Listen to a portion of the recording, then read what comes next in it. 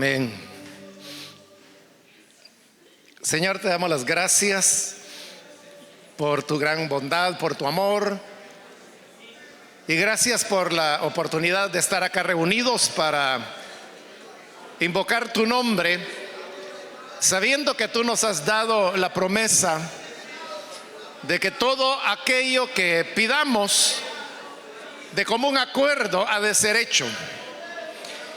Y por eso, Señor, ahora presentamos a ti estas notas de oración que han sido enviadas, en las cuales, Señor, tú las conoces de manera completa y por las cuales te pedimos que puedas inclinar tu oído, extender tu mano y dar una respuesta, una salida a cada necesidad.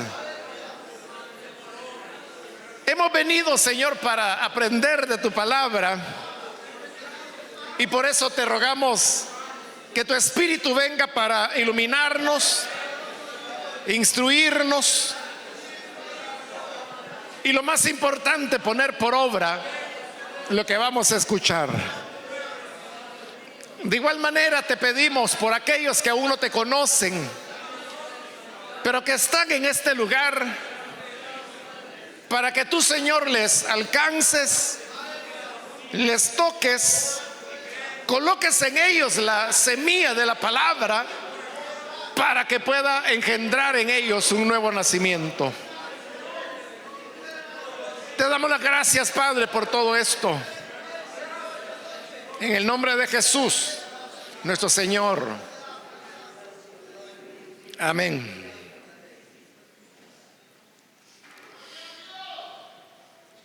Hermanos, abramos la palabra del Señor en la primera carta de Pedro. Busquemos el capítulo número 1.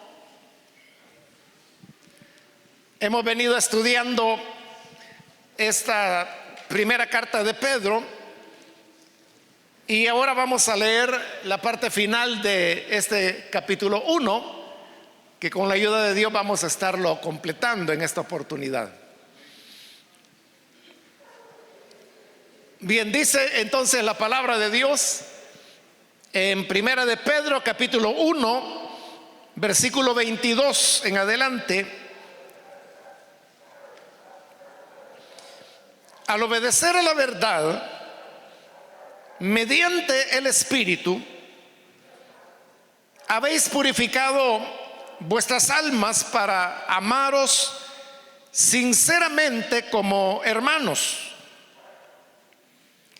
Así que amaos unos a otros entrañablemente con corazón puro, pues habéis nacido de nuevo, no de simiente corruptible, sino de incorruptible, por la palabra de Dios que vive y permanece para siempre. Porque toda carne es como hierba, y toda la gloria del hombre como flor de la hierba. La hierba se seca y la flor se cae, mas la palabra del Señor permanece para siempre. Y esta palabra es el evangelio que se os ha anunciado. Amén. Hasta ahí dejamos la lectura. Hermanos, pueden tomar sus asientos, por favor.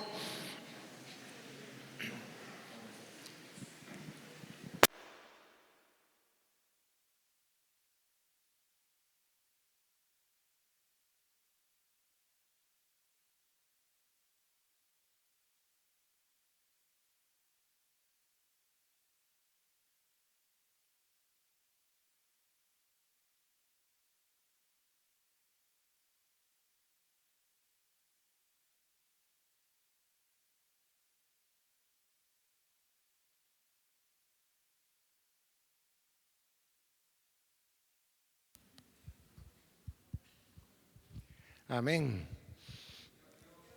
En este primer capítulo de Pedro, hemos visto cómo la carta comienza a hablar de los elementos fundamentales de la vida cristiana, temas como la fe, el nuevo nacimiento, el tipo de vida que hay que llevar delante de Dios. A lo mejor usted recordará que cuando dimos la introducción a Primera de Pedro, mencionamos que una de las características de esta carta es que es una carta que no tiene complicaciones teológicas, sino que es una enseñanza básica, sencilla, que diríamos es una lectura apropiada para nuevos creyentes que están comenzando la vida cristiana. En esta presentación, digamos, de estos elementos básicos, en la última ocasión habíamos llegado al momento cuando la carta dice que si nosotros invocamos por Padre a un Dios que es perfecto, que es recto, que es íntegro, entonces consecuentemente nosotros debemos vivir de la misma manera, y ahí es donde la carta hace un llamado para que podamos vivir en santidad. Y luego encareció este llamado haciendo recordar a los creyentes que si hemos llegado a esta posición de hijos de Dios, de ninguna manera es por un mérito que nosotros hayamos logrado, no es una recompensa a nuestra buena conducta, sino que dice que es porque fuimos comprados, y no con oro ni con plata, sino que con la sangre preciosa del Hijo de Dios. Y siendo así las cosas, esto debe ser para nosotros como una reflexión que nos haga comprender la importancia de llevar esa vida de la cual Dios nos da un ejemplo. Hasta ahí nos habíamos detenido en la última oportunidad, pero ahora la carta va a pasar a otro tema importante, que es una parte esencial de esa vida entregada que se mencionó anteriormente. Y esto tiene que ver con el tema del amor. Uno no puede concebir a un hombre santo, a una mujer santa, si esta persona no tiene una relación de verdadero amor con los demás, con los prójimos, con las personas con las cuales se relaciona. El amor es una parte integral de una vida de santidad, porque alguien que pretenda tener una vida de santidad pero que no ama a su prójimo es simplemente una persona religiosa, un fariseo. Y de igual manera aquel que solo ama pero no lleva una vida de integridad moral, entonces realmente no está amando de verdad, sino que está utilizando el tema del amor solo como una excusa. El verdadero balance es la vida cristiana, cuando se logra poner un equilibrio entre esa vida de excelencia moral, digamos, pero que al mismo tiempo va combinada con un amor práctico que no tiene dedicatorias especiales, sino que está abierto a abrazar y a cobijar a todos aquellos con los cuales el creyente entra en algún tipo de relación. Ahora, esto de llegar al amor no es algo que se pueda lograr como una cualidad humana, como lo vamos a ver, sino que es el resultado de también una intervención sobrenatural que Dios efectúa en la persona. Veamos lo que dice el versículo 22. Al obedecer a la verdad, vea cómo comienza a preparar el cuadro para llegar al tema del amor. Comienza por el hecho de obedecer a la verdad. Esta verdad de la cual está hablando, como lo va a decir ya al final del capítulo, que dice que es el evangelio que se os ha anunciado. En otras palabras, lo que está haciendo es que a las escrituras, a la enseñanza del evangelio, la carta le está llamando la verdad, porque habla de obedecer a la verdad. Es decir, verdad vendría a ser un sinónimo, podríamos decir, de evangelio o de palabra de Dios o de escrituras, porque estas cosas son verdad. Esto, hermanos, cobra una relevancia especial en los tiempos que hemos venido viviendo, más o menos en los últimos 25 años.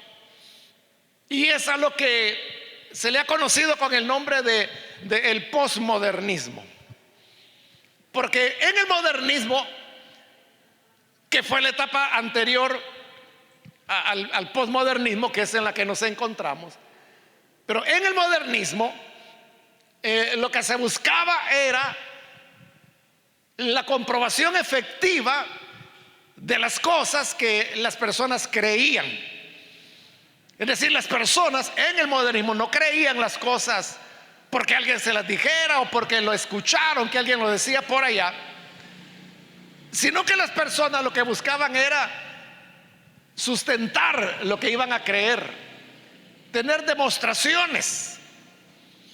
Esto, hermanos, del modernismo también se vio reflejado dentro de la escritura, no de la escritura, sino que dentro de la vida cristiana, porque es la época cuando cobra fuerza lo que se llaman los apologetas cristianos, que lo que ellos hacían, como el nombre lo dice, es una apología, es decir, una defensa de qué es lo que nosotros creemos como cristianos. Y así es como se publicaron libros. Por ejemplo, un libro que fue bastante conocido aquí en El Salvador fue el libro que se llama Mucho más que un carpintero, de George McDowell es el nombre de él, que hoy ya él está anciano. Este libro fue un gran éxito en general en el mundo evangélico, diríamos, no solo en Latinoamérica, sino que a nivel global, porque es un libro que se escribió originalmente en inglés, pero luego fue traducido, en el caso nuestro, al español, bajo ese nombre, Más que un carpintero. Y era, como le digo, presentar pruebas, evidencias de la existencia de Dios, que la palabra de Dios es auténtica, de la realidad que hubo un personaje llamado Jesús, de evidencias de que lo que él dijo era cierto, evidencias de que él resucitó, evidencias de que el evangelio es la verdad. Perdón, ya me recordé del nombre, estoy confundiendo, porque el mismo autor tiene ese libro que se llama Más que un carpintero, pero no, el libro clásico, que es un volumen como de 600 páginas al menos, no se llama así, se llama Evidencia que exige un veredicto. Entonces, vea, el mismo título del libro está hablando de evidencias. Entonces, la propuesta de McDowell, que es el autor, es que, bueno, yo aquí te presento evidencias, hoy tú das el veredicto. Era presentar pruebas del evangelio. Esto fue tan exitoso que hubo un segundo libro que se llamó Evidencia que exige un veredicto número 2, que era otro libro también, por lo menos de otras 600 páginas, que eran volúmenes gruesos, llenos de evidencia, pero eso era el modernismo. Hoy nosotros nos encontramos en el posmodernismo, que más o menos coincide con el cambio de siglo y de milenio. Por eso le digo que tiene más o menos unos 25 años. ¿Y qué es lo que ocurre en el posmodernismo? Lo que ocurre es que no hay una verdad, sino que hay tantas verdades como las personas puedan haber sobre la tierra. Entonces yo puedo decir, por ejemplo, Jesús es el Salvador y Él puede darte vida eterna. Hoy, sobre todo los jóvenes pueden decirme, ah, qué bueno que tú crees eso. Adelante, sigue con eso. Pero eso no significa que ese joven lo está creyendo. Al contrario, puede ser que él tiene unas ideas muy diferentes. Pero mire la diferencia, porque en el modernismo, si yo decía eso, Jesucristo es el Salvador y Él puede darnos vida eterna. Entonces lo que me iban a contestar era, ¿y cómo tú lo demuestras? ¿Qué evidencias tienes de que eso es así? O sea, querían sustentación. Hoy no. Si yo digo, Jesús quiere dar o puede dar vida eterna, está bien, me van a decir. Eso es lo que tú crees, esa es tu verdad. Y te respetamos tu verdad, pero mi verdad es que yo creo que la salvación la tenemos desde el día en que nacemos, por ejemplo. Es decir, cada persona puede creer lo que quiera creer. Si quiere creer que las montañas son Dios, pues ese es el Dios para ellos. Si las estrellas son Dios, pues las estrellas serán el Dios para ellos. O si no hay Dios, pues entonces no hay Dios. Pero nadie se va a poner a confrontar, a discutir, sino que es simplemente tu verdad es tu verdad, mi verdad es mi verdad, la verdad del otro es verdad para cada uno. Y eso es lo que importa, que cada quien crea que tiene su verdad.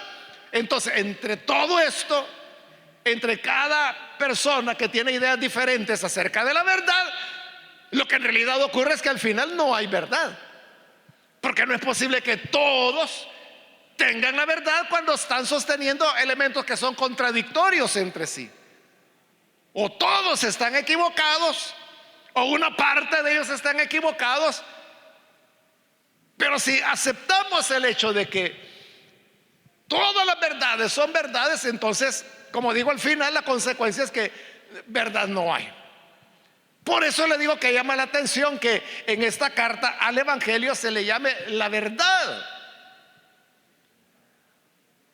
Porque si hay una verdad, y la verdad es lo que está diciendo ahí el Evangelio, la palabra de Dios.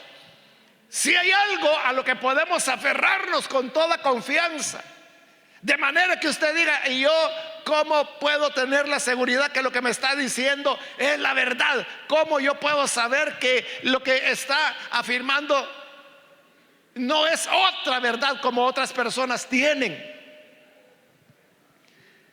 Pues el hecho es de que el Evangelio funciona. Porque el Evangelio es el que nos ha transformado. Esta es una pregunta que nadie mejor que usted puede responder.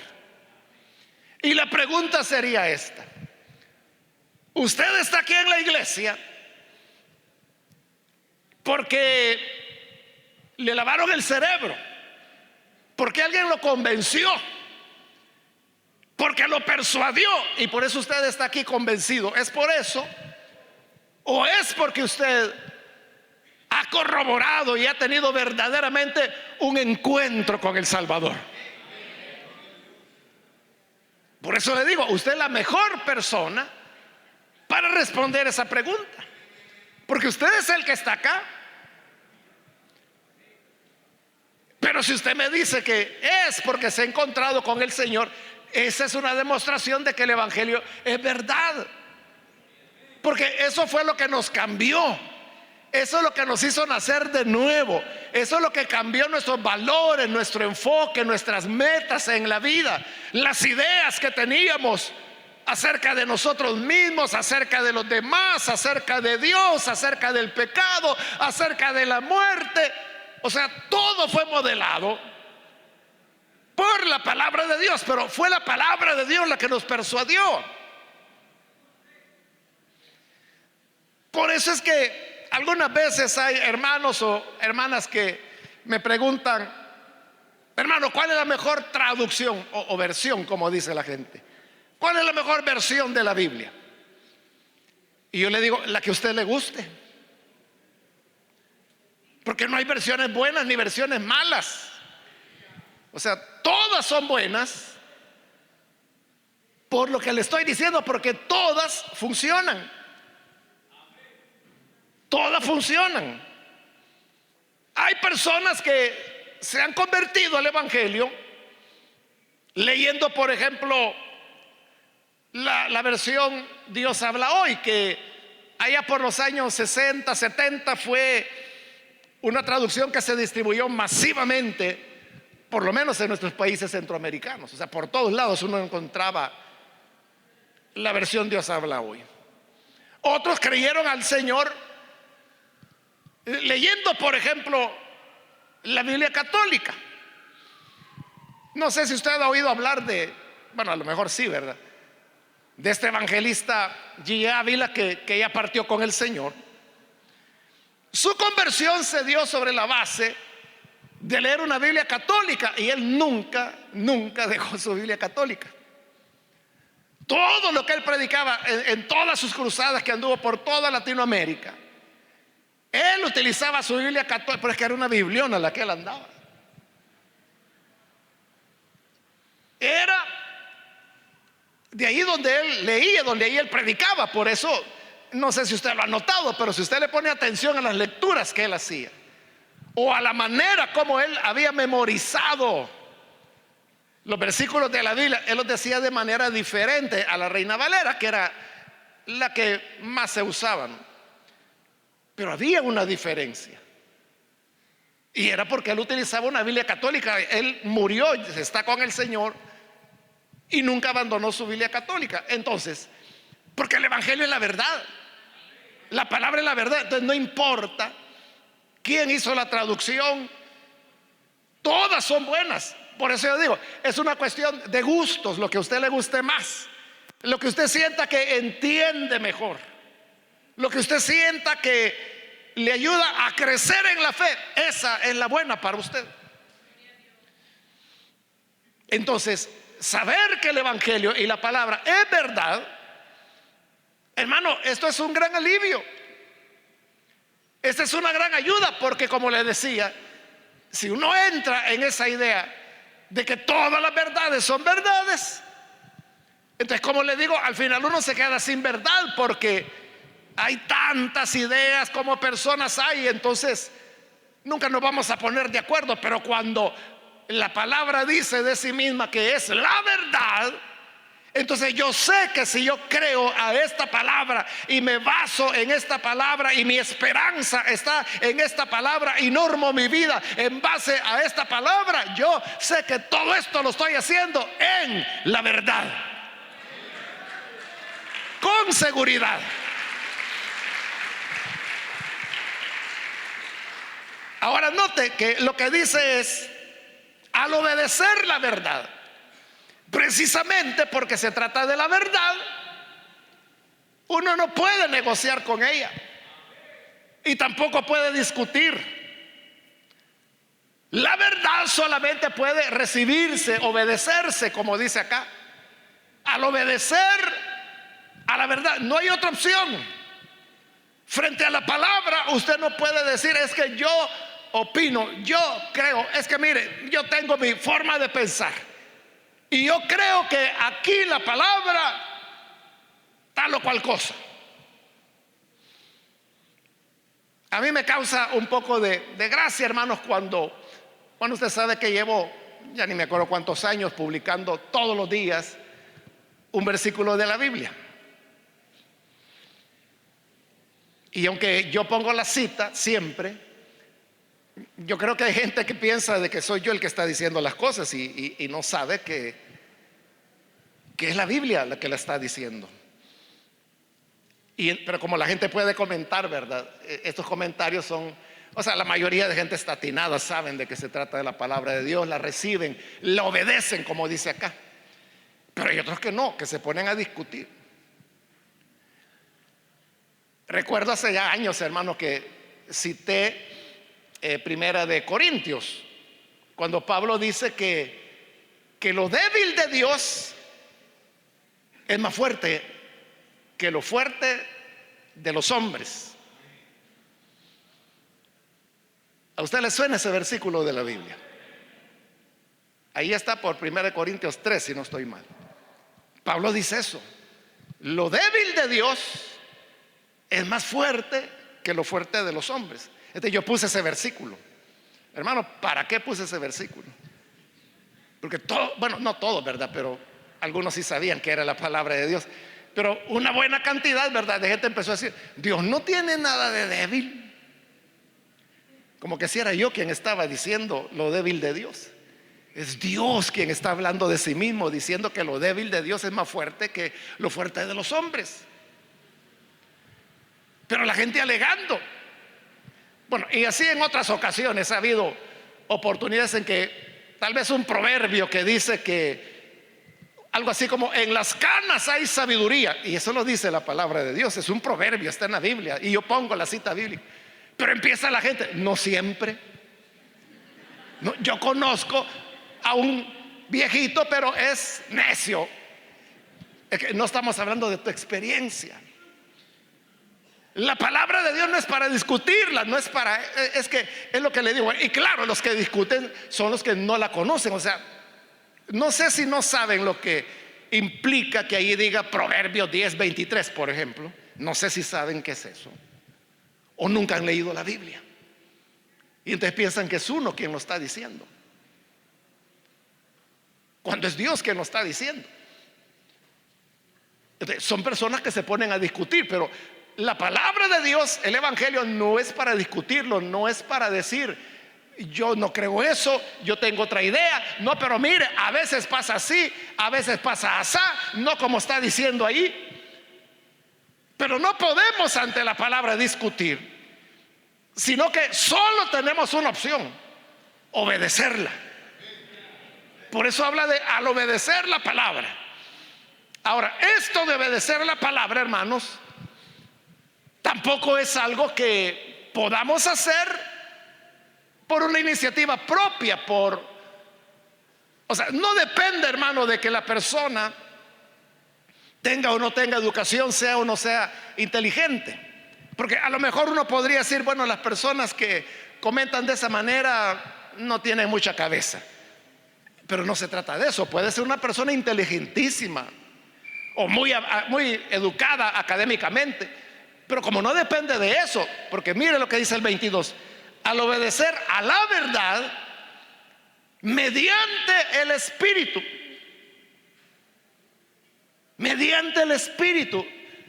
No es por la capacidad humana, no es por la inteligencia, no es por la educación que podamos tener, es por el Espíritu. Es decir, es una obra sobrenatural en la cual el Espíritu de Dios nos ilumina y nos entrega la fe para que nosotros podamos obedecer a esa palabra. Cuando obedecemos la palabra, porque eso de obedecer a la verdad no es otra cosa que creer el evangelio, o dicho de manera más popular, cuando recibimos a Jesús como Salvador. Pero esto no lo hacemos, no se logra por una habilidad humana, sino que es una obra del Espíritu Santo. En Efesios capítulo 2 dice la Escritura que es por la fe, y esta no de nosotros, no es humana, sino de Dios. Es un regalo que Dios nos ha dado. En primera de Timoteo también dice que el Señor es el que nos concede que nos arrepintamos. Entonces son dones que Dios está dando. ¿Cómo llegamos a obedecer a la verdad? Por el Espíritu. Es el Espíritu el que nos ilumina. Esto, hermanos, en cierta manera es la respuesta a la pregunta que yo le hice hace un momento, cuando le dije: si usted está aquí porque alguien lo convenció. Usted me dijo que no, que es una experiencia. Esa experiencia es el Espíritu Santo que obró en su vida y sigue obrando, porque no nos ha abandonado.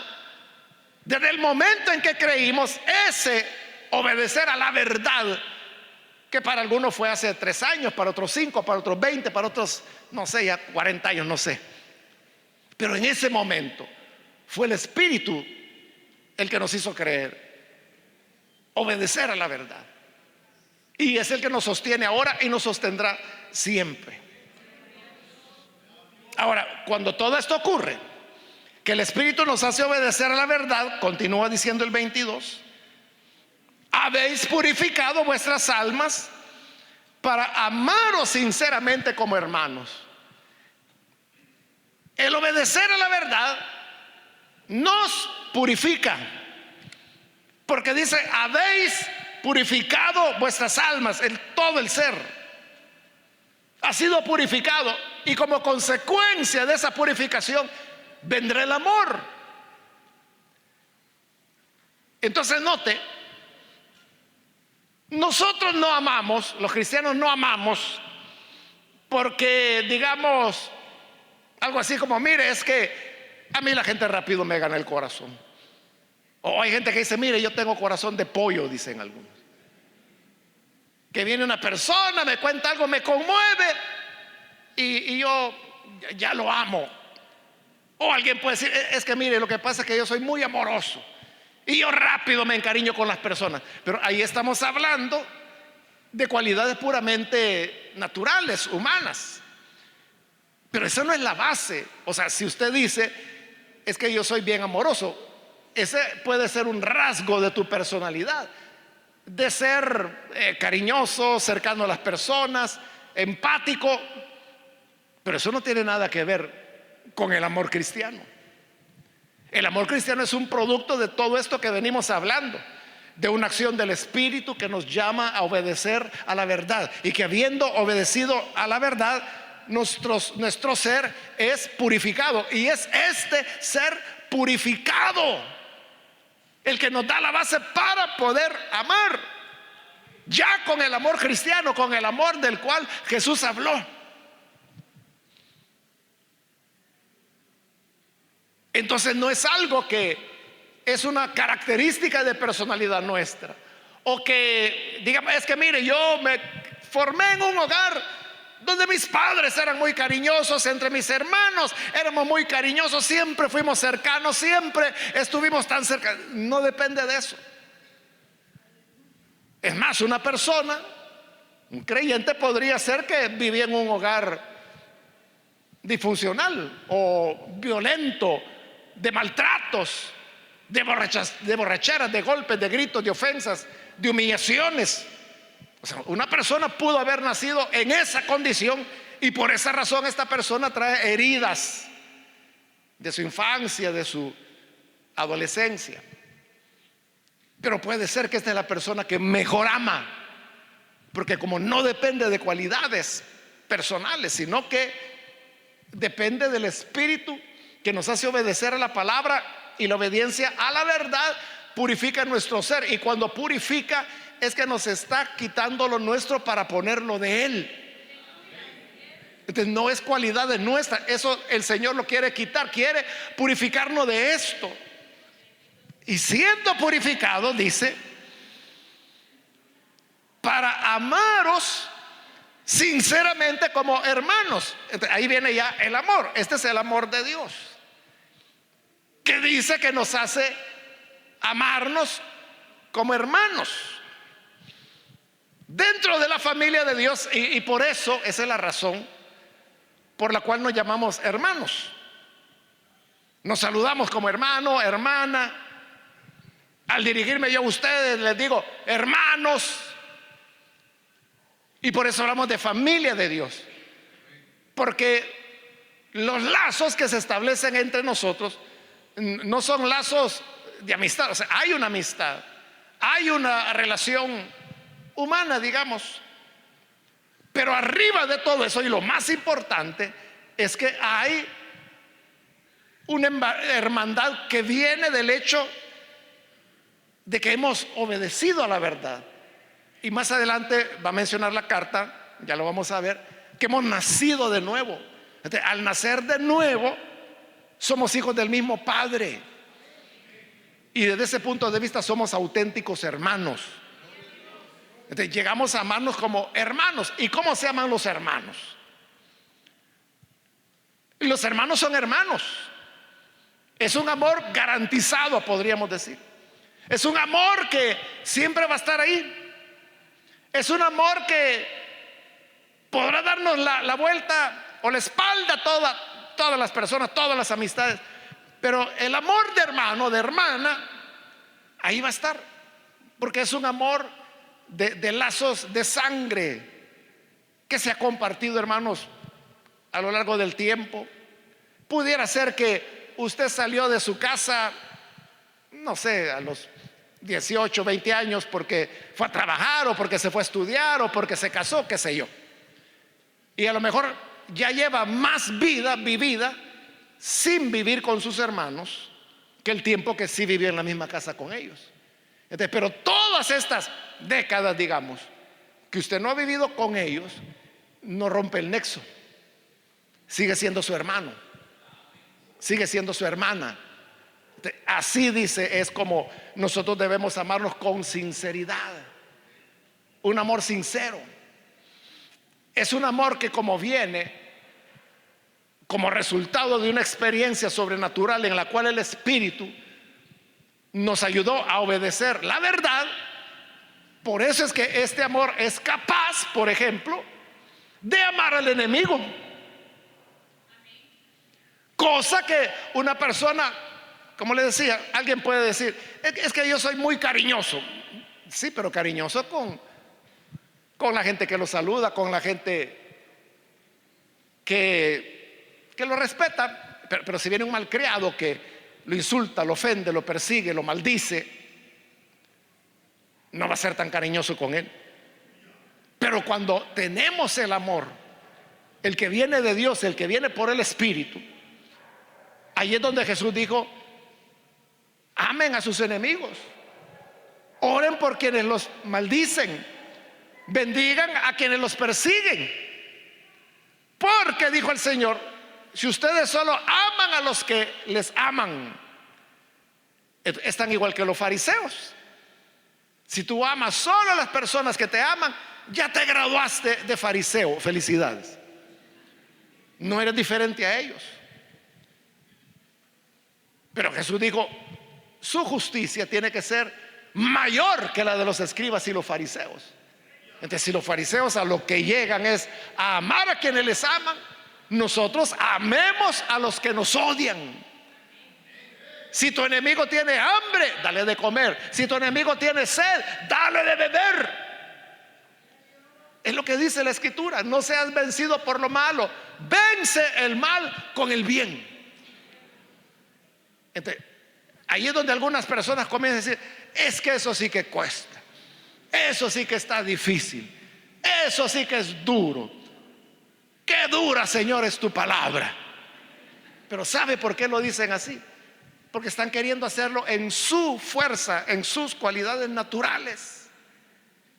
Pero cuando hemos permitido que el Espíritu Santo sea el que nos conduzca a obedecer la palabra, y la obediencia a esa palabra es la que purifica nuestro ser, entonces podemos amarnos como hermanos, aunque este hermano sea el que lo maldice todas las mañanas.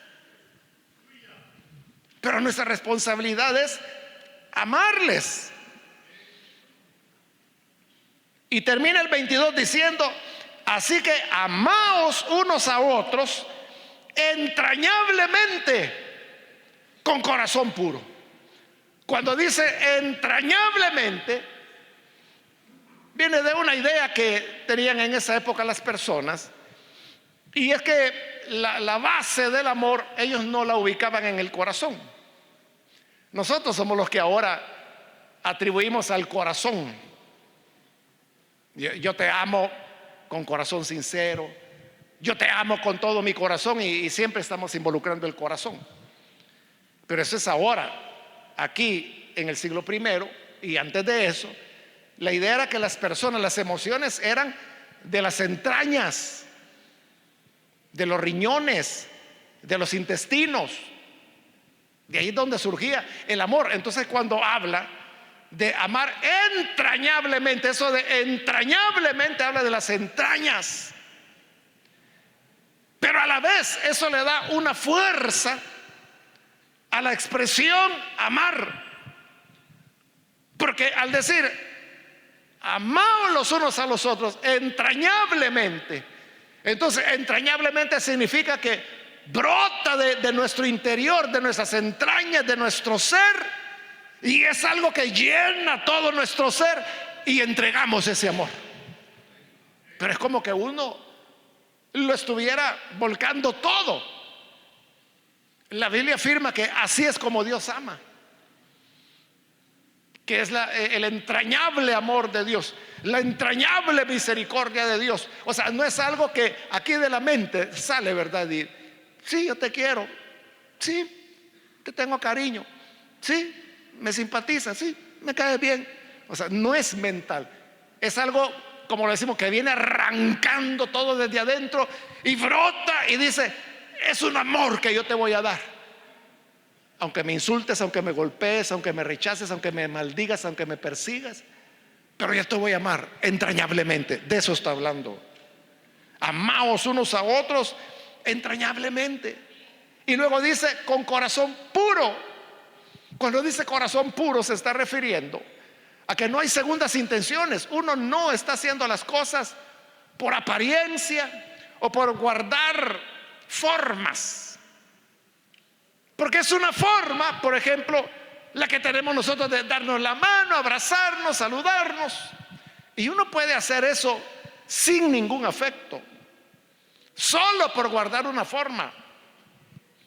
Llegó la hora de darse la mano, llegó la hora de abrazarse.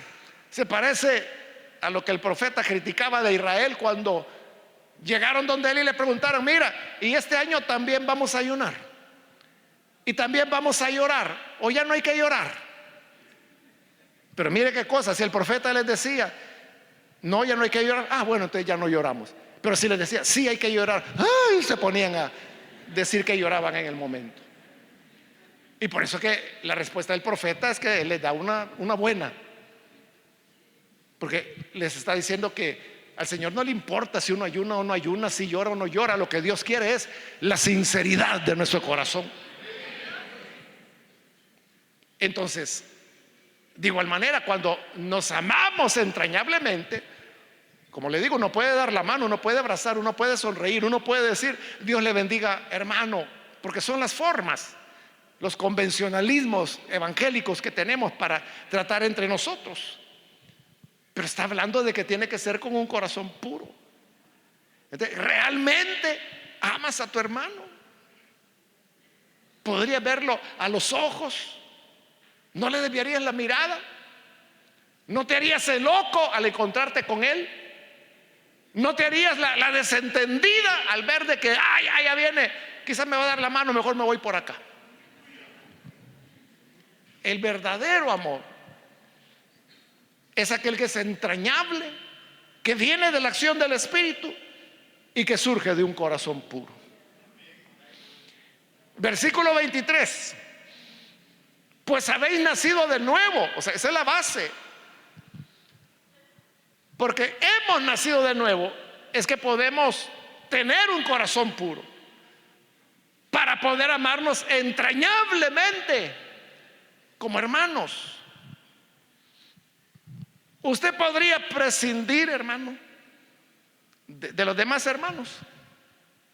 Podría usted prescindir de ellos. Le planteo la misma pregunta, pero en otro escenario. Usted podría, por ejemplo, prescindir de su hija, de su hijo, decir: bueno, si la veo está bien, si no la veo, pues está bien. O podría prescindir de su mamá, de su cónyuge, de un hermano, de una hermana. Entonces usted podría decir: no, ¿cómo va a ser? Yo a mis hijos los quiero tener siempre, a mis padres los quiero tener siempre, a la abuela la quiero tener siempre. Entonces, la pregunta es: usted podría prescindir aquí de todos los hermanos y simplemente un día decir: no, yo ya no voy a la iglesia. Y así, con esa frialdad, prescinde de todos. Entonces, si así fuera, si usted dice: no, yo no tengo necesidad de nadie, no, a mí ningún hermanito ni hermanita me hace falta, yo vivo mi vida y hay que vean ellos cómo salen. O sea, si usted puede decir eso, entonces significa que no hay una relación de verdadero amor. Y entonces uno se preguntaría: ¿en qué podemos ver tu nuevo nacimiento? Pero el nuevo nacimiento implica dije, eso es lo que nos hace hermanos. Porque humanamente cada quien hemos nacido de padres biológicos diferentes. A menos pues de que alguien sean hermanos biológicos entre ustedes, sería la excepción. Pero lo que nos hace hermanos entre todos es que el que cree es nacido de Dios. Si tú naciste de nuevo, eres hijo de Dios. Si naciste de nuevo, eres hija de Dios. Si yo he nacido de nuevo, soy hijo de Dios. Entonces, si tú eres hijo de Dios, hija de Dios, hijo de Dios, hija de Dios, entonces somos hermanos todos. Por eso es que Jesús en el libro de Hebreos dice que Él no se avergüenza de llamarnos hermanos. ¿Y por qué Jesús nos llama hermanos? Porque Él también es hijo de Dios, igual que tú y yo. Entonces nos llama hermanos. Entonces cuando podemos prescindir de los hermanos, de las hermanas, de la congregación, como digo, yo pues al menos me preguntaría entonces, ¿dónde queda el nuevo nacimiento? Y dice que hemos nacido de nuevo, no de simiente corruptible, sino de incorruptible. Aquí está hablando, hermanos, de nuestros dos nacimientos. La primera vez que nacimos de nuestros padres. Y a los padres que nos procrearon,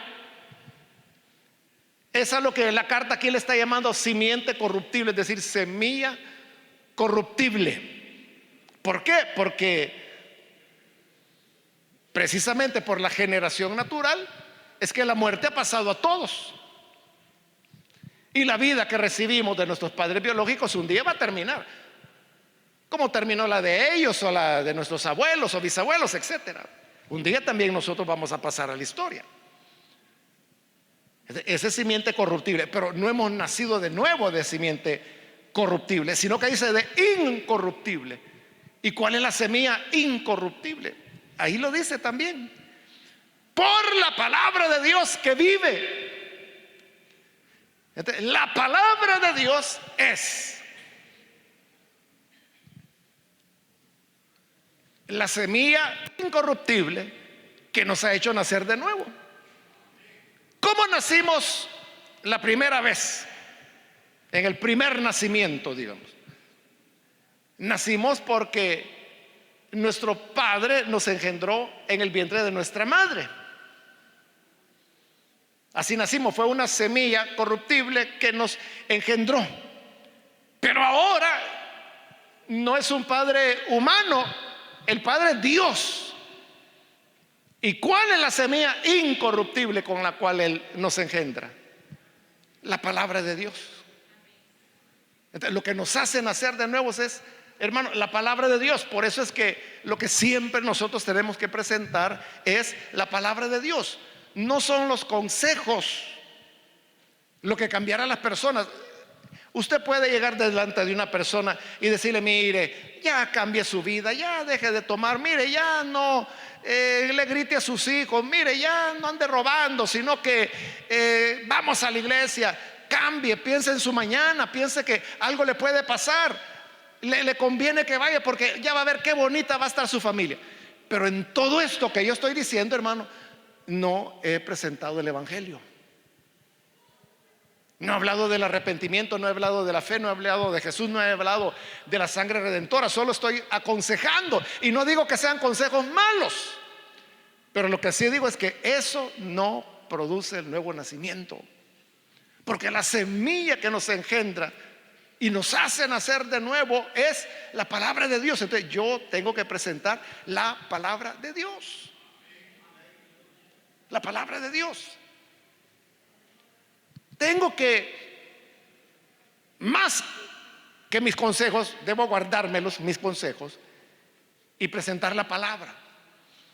En enero fue de este año, hermanos, en la conferencia que tuvimos, se recordará que yo le presenté como un método de evangelismo lo que se llama el camino de Romanos, porque son versículos todos de la carta de Romanos, que va desde lo que le ocurrió al hombre por causa del pecado, lo que el pecado produce, la respuesta de Dios, cómo se recibe esa respuesta, ¿Y qué tenemos ahora después de haber recibido esa respuesta? Pero todo está basado en las Escrituras. Usted simplemente va citando los versículos de la Biblia, y con solo que usted cite esos versículos de la Biblia, usted está haciendo una presentación exacta del Evangelio. Está presentando la palabra, y es esa palabra la que nos engendra. Esa es la semilla incorruptible. La palabra de Dios dice que vive y permanece para siempre. Está viva, y porque está viva funciona y funcionará siempre. Y para remachar, diríamos, esta idea, la carta viene y cita al profeta Isaías en el versículo 24, donde dijo el profeta: toda carne es como hierba, y toda la gloria del hombre como flor de la hierba. La hierba se seca y la flor se cae. Está hablando de lo pasajera, de lo efímera que es la vida humana. La compara con la flor de la hierba, que como otros pasajes de la Biblia dice, por la mañana crece, ahí está la florcita, pero por la tarde se marchita y muere. O alguien pasó caminando sobre la hierba y la aplastó.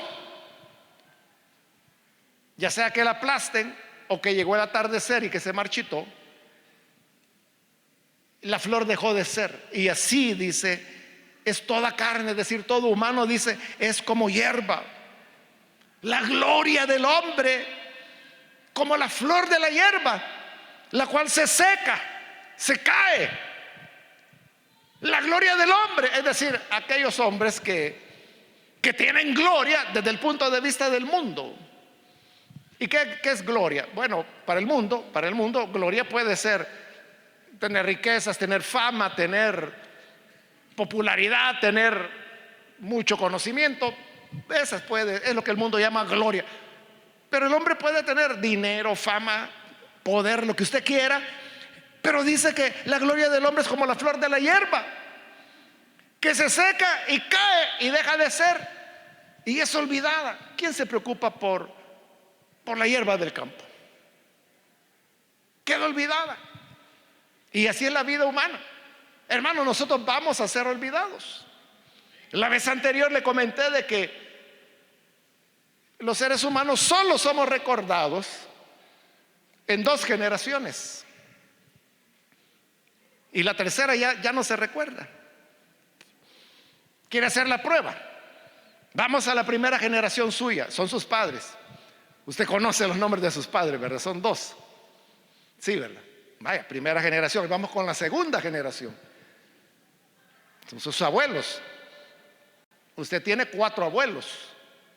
Si ya fallecieron, pues ya fallecieron, pero tuvo 4 abuelos. ¿Sabe los nombres de los 4 abuelos suyos? Sí. Segunda generación es lo que le estoy diciendo. Hasta ahí recordamos. Hoy vamos con la tercera generación. Usted tuvo 8 bisabuelos. Usted puede decirme los nombres de sus 8 bisabuelos. ¿Ya ven? Tercera generación ya no la conocemos. Hasta la segunda generación. Bueno, si vamos a la cuarta, peor, ¿verdad? Serían ya tatarabuelos. Usted tuvo 16 tatarabuelos. ¿Conoce el nombre de los 16 tatarabuelos que tuvo? Y si quiere vamos a los tatarabuelos, que sería ya la quinta generación. 32 tatarabuelos tuvo usted. ¿Sabe los nombres de esos 32? Ya no, ¿verdad? Entonces, por eso le digo,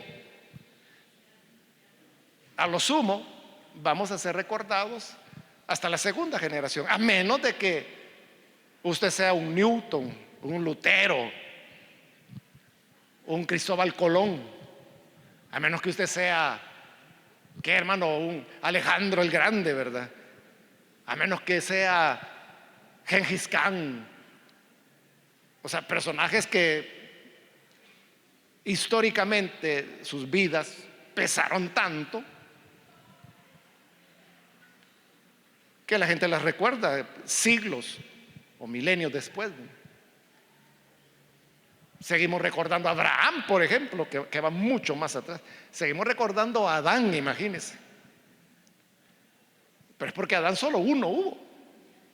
Entonces, a menos de que usted tenga así como un logro muy grande, sí será recordado. Pero si no, sus bisnietos no van a saber ni cómo se llama usted. No lo van a saber. Así es la vida del hombre. La gloria del hombre, como la flor de la hierba, se seca, cae y se olvida. Mas la palabra del Señor permanece para siempre. Esta no cambia.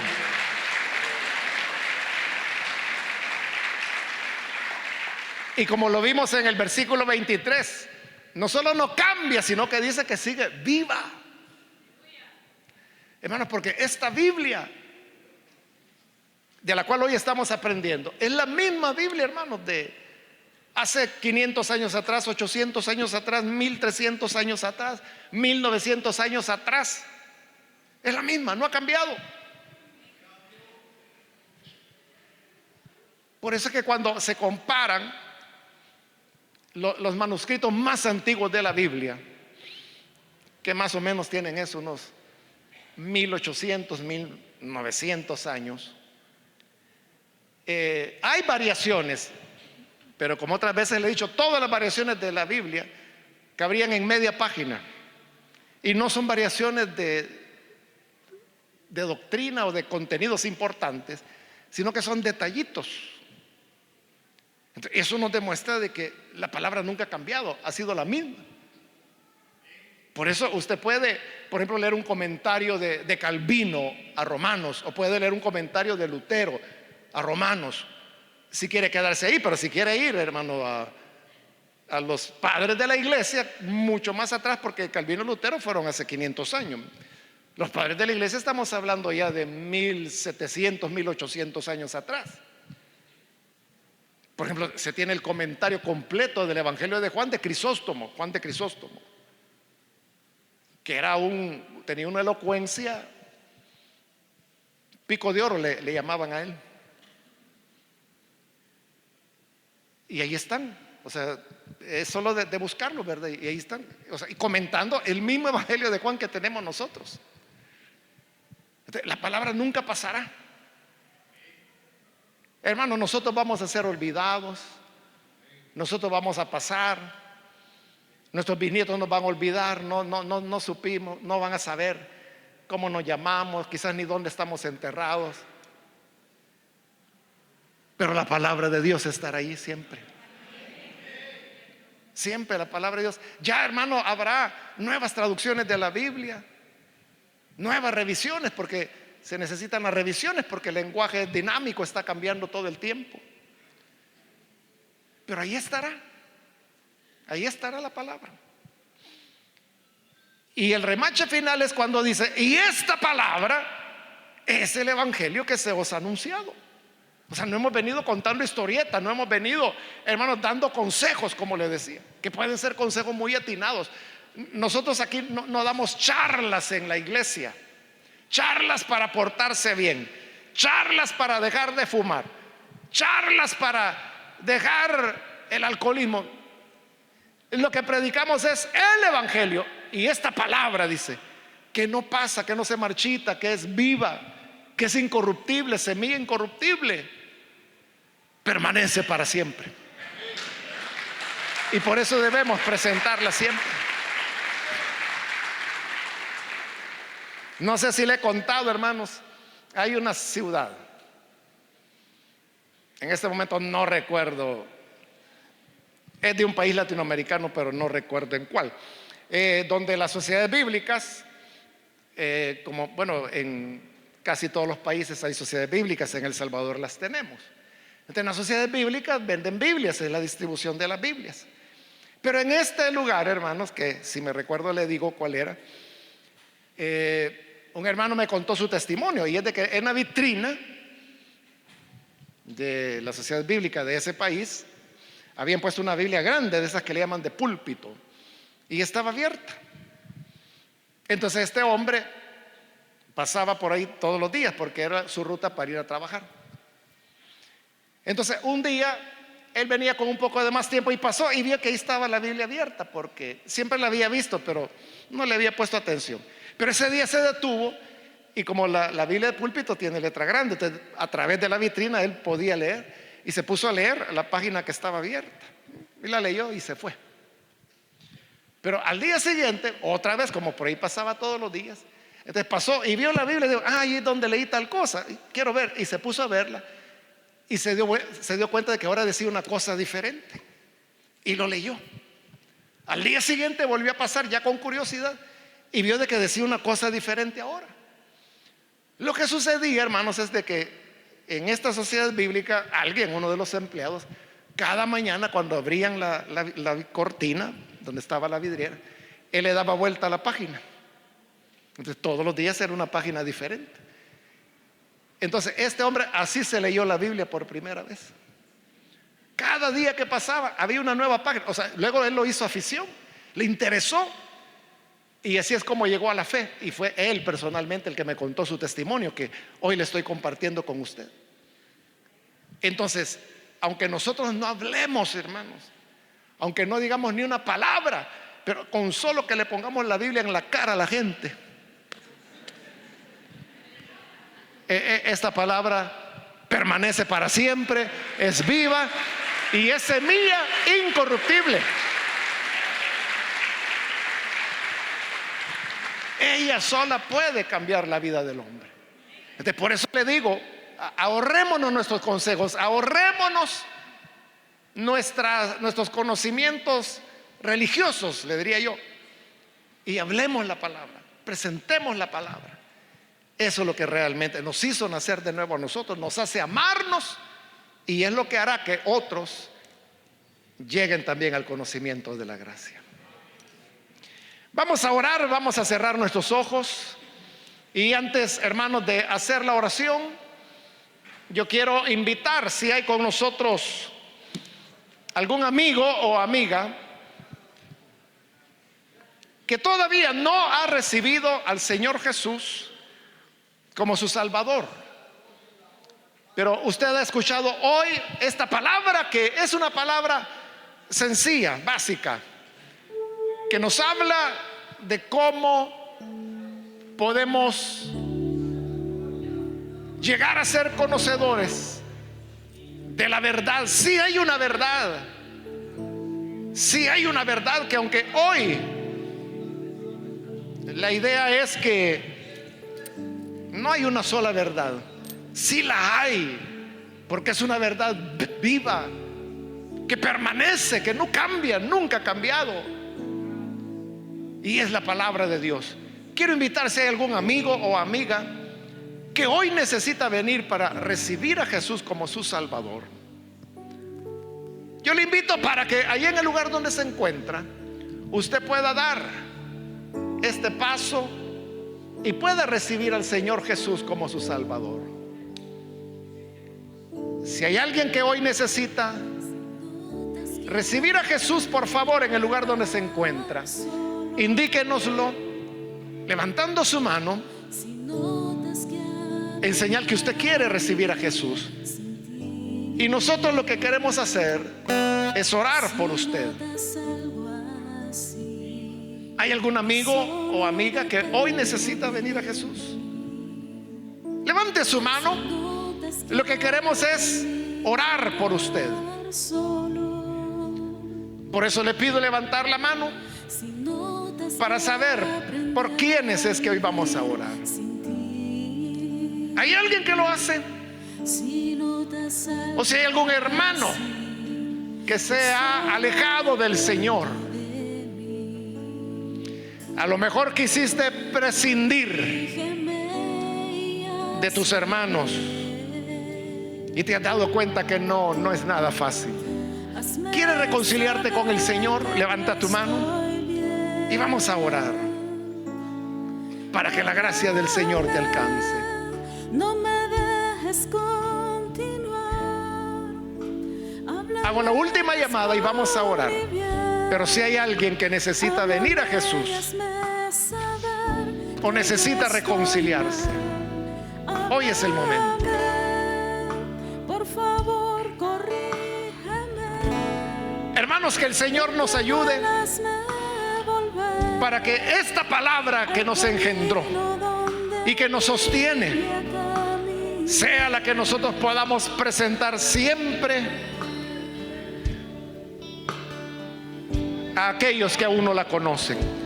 Padre, te damos las gracias porque tú eres nuestro Padre, que nos ha engendrado con semilla incorruptible, y gracias a la acción de tu Espíritu hoy hemos obedecido a la verdad, y esta verdad purificó nuestros corazones para que nos amemos entrañablemente como hermanos. Ayúdanos entonces para que nos amemos en verdad y que seamos capaces incluso de amar al enemigo por la palabra que nos sustenta, por la palabra que nos fortalece. Por Jesús nuestro Señor lo pedimos.